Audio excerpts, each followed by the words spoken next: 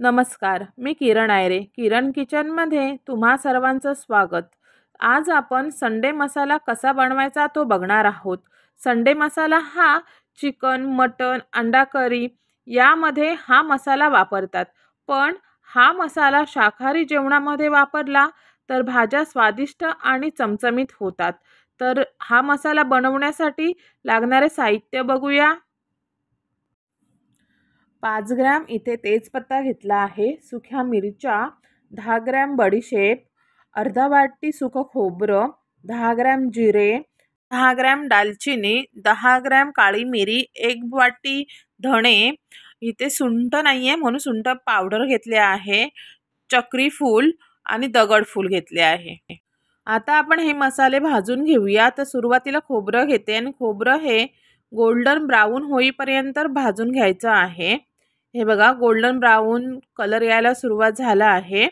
आता मी खोबरं काढून घेते आणि त्याच कढईमध्ये धणे, सुक्या मिरच्या घालूया. आता आपण बडीशेप, जिरे,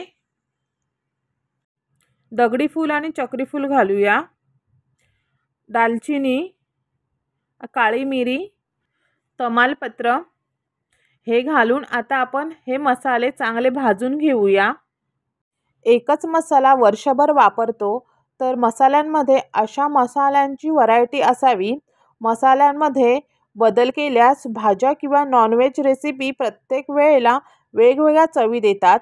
हे बघा, इथे हे भाजून झाले आहे. आता हे आपण मिक्सरला लावून घेऊया. तर सुरुवातीला मी भांड्यामध्ये खोबरं घालते आणि हे मसाले आहेत ते मी ह्यामध्ये घालून घेते आणि यामध्ये मी आता सुंठ पावडर घालते आणि हे आता मी मिक्सरला लावून घेते. हे बघा, इथे हा मसाला असा झाला आहे. हा तुम्ही मसाला हवाबंद डब्यामध्ये भरून ठेवा.